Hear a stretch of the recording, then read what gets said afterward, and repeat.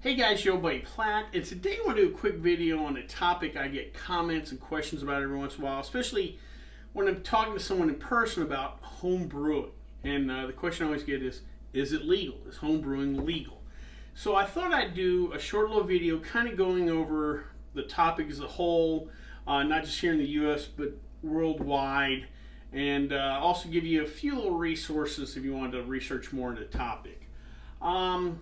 Home brewing is legal now in the United States, but it hasn't always been that way.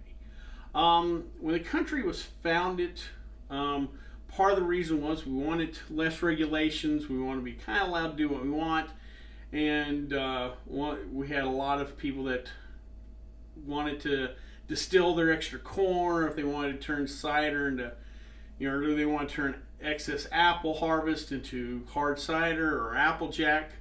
They wanted to do that without any problem. And for the most part, that's what happened. However, after the war, the Revolutionary War, the government needed some money, so one of their original ideas was, well, hey, all these farmers make whiskey. We'll just tax some whiskey and get some extra revenue. Well, they didn't turn out so well, and some government revenue agents got a little roughed up, and they realized, well, that wasn't the route to go. That didn't work. And so for about the next 100 plus years or so in the U.S., production of alcohol, especially for home purposes, again, a farmer that has excess harvest of apples or peaches or something, they wanted to turn it into that, or excess corn they wanted to turn into whiskey, was not really regulated and something allowed pretty much everywhere. A good example of this is Jack Daniels was running a distillery, started a distillery when he was 16 years old. So there wasn't a lot of regulation. Regulation really came about at the time of Prohibition. Prohibition was not just the ceasing of operations for commercial brewers and distillers, what have you, but also it made it illegal to produce at home. Now, that's not saying beer and wine, what have you, didn't get produced at home during Prohibition. Obviously, there's still a demand for the product, but as far as it being legal, it was prohibited at the time. Now, after Prohibition, calmer heads prevailed. In 1933, Prohibition was repealed. When the legislation came for that, though, they only focused on commercial brewers. The government lost a lot of money on taxing alcohol consumption, production, and also, there's a lot of jobs in those industries, what have you, affected. So the emphasis was on the commercial side.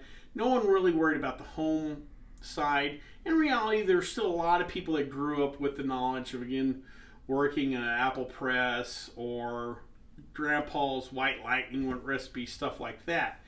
And so for the next 40 plus years, no one really thought about the homebrewing side.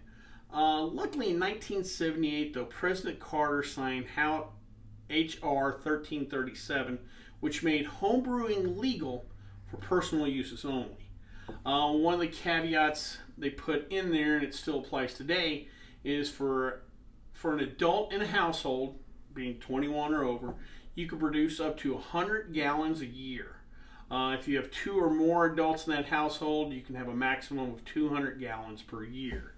That's a lot of booze. I'm not sure I even get close to that as much as I brew. So they gave quite a bit of latitude on how much you can produce. Now, that being said, President Carter made it legal federally, but each state was also allowed to regulate, and not all states came on board. Actually, and it was unbelievable when I found out, but Alabama and Mississippi did not legalize homebrewing until 2013. I mean, I get it's in the South, and I'm from the South, but that's just mind-boggling. Even though now all 50 states allow it, every state does have different regulations. Some of them may say that, well, you can brew at home, but it can't leave your house. Or, well, we'll allow for a homebrewing club, but not a competition. Or, well, you have to do this if other people are going to taste it at a homebrewing competition. Some homebrewing competitions I know will let you mail in your, submission or some beer into the competition. Some states regulate that. So you want to get to know the state rules also. when we talk about home brewing, we're not just talking about the production of beer. We're also talking about the production of wine, cider, mead, pretty much any of the fermented alcohol beverages. That's what we're talking about. Besides the United States, homebrewing is legal in a lot of the modern world, Canada, England, Finland, Australia, etc.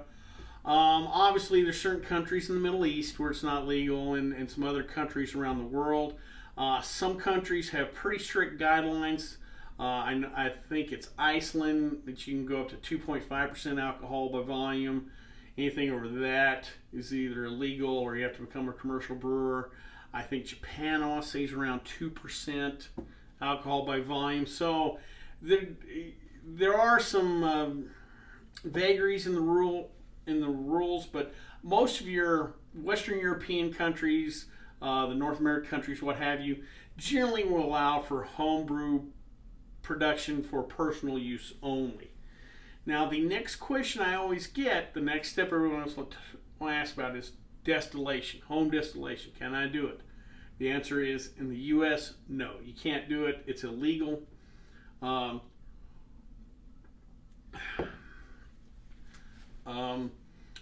next question after that, when I say that, is people will say, well, hey, I see on YouTube people distilling, or I see people selling stills, or I see you have a link for a still, to buy a still. Best way to think about stills, and I think I've used this example before in videos, is stills are kind of like bongs were a couple of years ago before marijuana started becoming legal in other places. Bongs could be produced, could be sold, could be marketed. If you put tobacco in it, they're illegal. It's when you put the pot in there that it became illegal. Well, here in the U.S., you could produce stills, you can sell the stills, you can market the stills. If you bought a still, you can own it, and if you put water in it to distill the water to purify it, that's fine. If you want to create essential oils or perfumes using the still, perfectly legal. It's when you put either beer or wine in there to try to make whiskey or brandy that it becomes illegal. So here in the U.S., you can't distill. There's one caveat on that. If you want to, you can apply to the federal government to get a permit to produce ethanol. Now, you wouldn't use a pot still. You have to get a big column still or whatever to get the right ABV amount. But you can apply to get to own a still to produce ethanol. Now, one of the things when you get that permit is you basically sign off on the TTB or the old ATF. You pretty much sign off on their ability to come raid your house anytime to make sure you're using that right or whatever. So it's probably not something you want to try. Like I said, it's illegal in the U.S., but there are some countries around the world that do allow for legal home distillation. New Zealand, Russia, Hungary. I want to say Hungary allows up to 50 liters a year in production. There's also other countries that will allow individuals to be licensed, or you can get a permit. It's not the same as being a commercial distiller. They'll license the individual for it, and you, depending on the country, you may or may not be able to sell some, part, none. Kind of depends.